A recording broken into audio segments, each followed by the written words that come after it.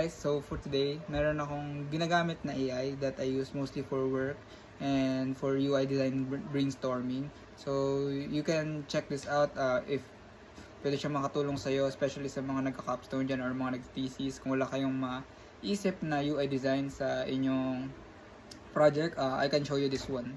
So after that one, just go to your browser, then search nyo lang Figma, or if may Figma applications kayo sa mga desktops nyo, which is much better, you can just go to figma.com, so for the website, and then in the upper side you can see there's a Figmake here, and then you can just type anything you want na based sa specifications na meron kayo. So for example, I can show you na mag-generate ako ng UI na create me a simple UI designs of a portfolio.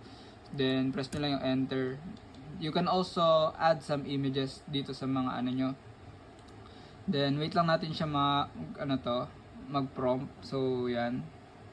Then skip ko siya sa part na yan. So ayan na, natapos niya na yung UI prompt niya.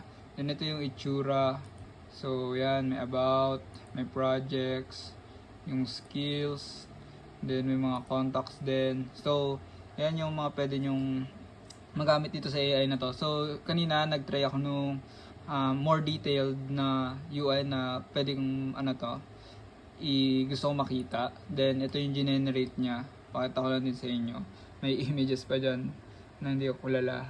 Pero ayan, nag-generate siya based dun sa dinescribe kong UI design. So ayan.